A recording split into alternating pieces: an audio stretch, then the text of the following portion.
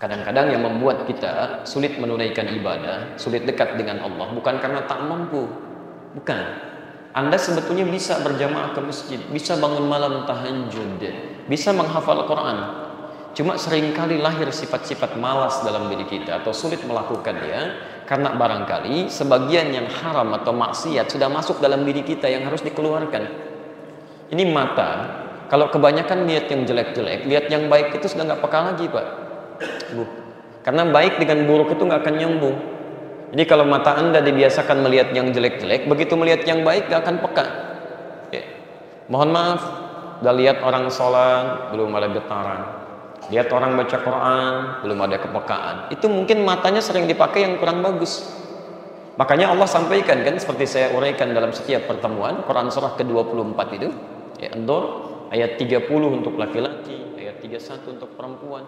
Wa qul lil mu'minina yaghuddu min absarihim. Katakan pada pria-pria yang merasa punya iman, jaga pandangannya, jaga matanya, ya, dari sesuatu yang tidak Allah perkenankan. Jadi kalau seringkali melihat yang tidak Allah sukai, nanti begitu diarahkan pada yang disukai oleh Allah nggak peka lagi. Ya, telinga juga begitu. Anda keseringan dengar-dengar yang tidak baik, dibawa yang baik-baik susah dengarnya. Ya. Sana yuk, mana? PTN, ada apa? Ada pengajian, ngaji melulu, kemarin baru ngaji. Jadi nggak cepet gitu ya. GBK yuk, main. Baru tuh konser. Oh, kapan? Jam berapa? Siap dari sekarang. Jadi agak cepat ya. Sama demikian. Jadi kalau Anda misalnya agak sulit direspon kepada ibadah, itu tandanya ada beberapa yang masuk ke dalam diri, ada maksiat. Kalau bukan maksiat, yang haram yang masuk itu. Haram masuk. Ya. Jadi hati-hati ya. Makanya diberikan kesempatan, semoga Allah membimbing kita semua. Jika Anda ingin mendekat kepada Allah Subhanahu wa taala, mulai tinggalkan itu. Sebelum itu mengunci. Kalau sudah mengunci itu repot. Ya, repot tuh. Misal, ada yang makan haram, mengalir lewat darah jadi daging, masuk ke telinga itu nutup nanti. Ya, di Quran surah ke-6 ayat 25 itu, Al-An'am, wa fi adhanihim waqra. Ada orang yang telinganya kena sumbatan gitu. Kesumbat, jadi dengar kebaikan susah. Itu kalau nggak cepat dikeluarkan, lama-lama jadi penghalang, kunci. Kalau telinga kekunci, mata kekunci, itu pikiran pun nggak akan bisa itu, kekunci juga. Ya kekunci juga. Ya. Susah, dibawa berpikirnya susah. Ya.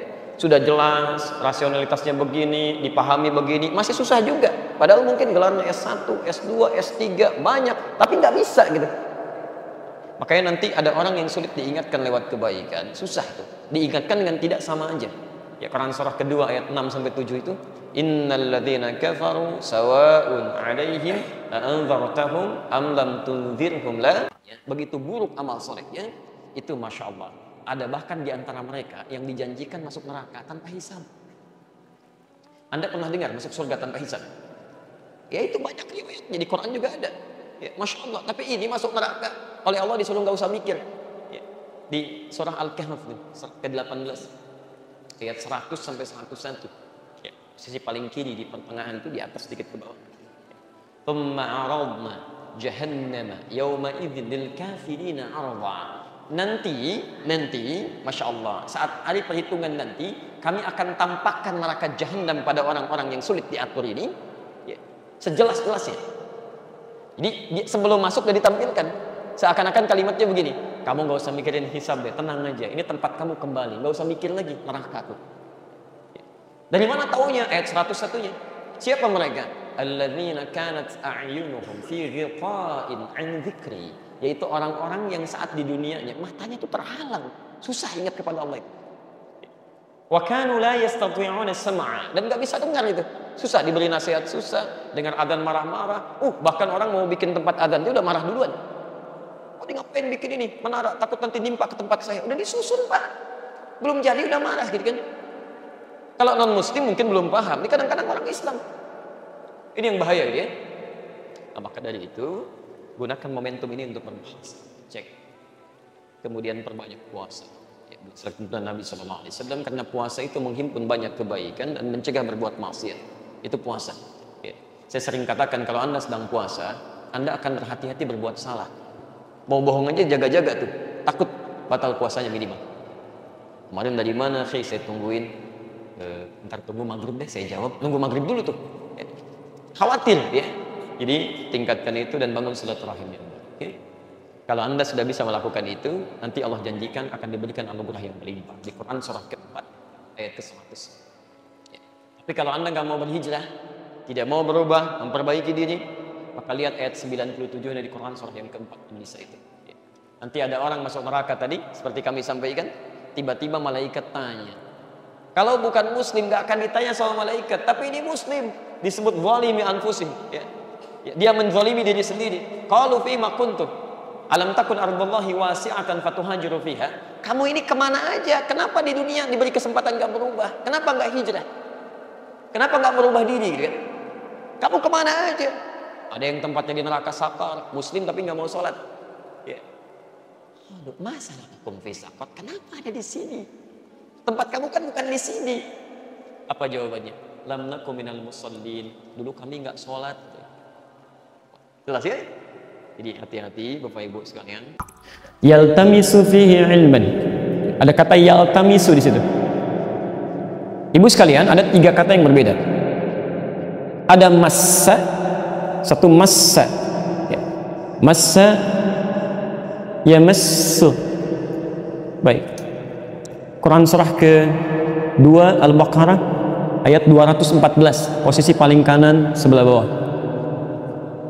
Pelan-pelan. Saya ulang ya, ada 3 kata yang harus diketahui sebelum ke sini. Satu massa, massa yamassu. Ada di Quran surah kedua ayat 214. Massat humul ba'sa wad-dharra. Ya, posisi paling kanan sebelah bawah. Am hasibtum ayat 214. Quran surah kedua ayat 214, posisi paling kanan sebelah bawah sebelum ayat 215. Sudah? Am hasibtum an tadkhulul jannata walamma ya'tikum mathalul ladzina khalaw min qablikum massa, ada di situ massat humul ba'sa, ada? Baik. Ibu perhatikan ya, pelan-pelan. Massa itu artinya sentuhan yang tidak berlangsung secara fisik. Ya, sentuhan non fisikal. Sentuhan non fisikal. Misal Ibu pernah lihat tayangannya, misal ada sinetron, kan? Atau ada bacaan yang Ibu baca, gitu kan? Tiba-tiba ketika mengharukan suasana itu, tiba-tiba Ibu berderai air mata, misalkan. Keluar air mata, ada perasaan, itu massa namanya. Ya, sentuhan yang tidak berlangsung secara fisik. Fisikalnya nggak nyentuh, cuma dalam, gitu kan? Sampai kepada rasa dan sebagainya. Baik.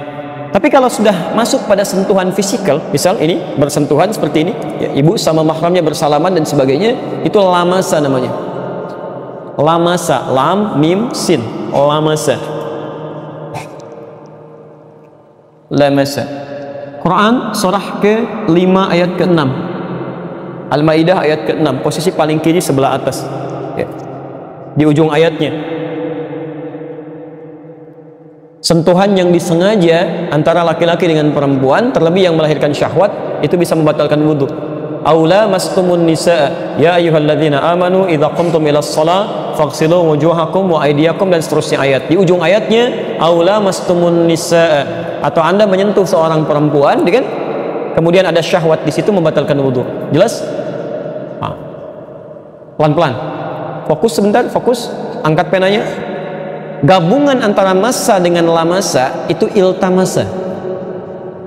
Saya ulang, gabungan antara massa yang pertama dengan lamasa yang kedua itu iltamasa.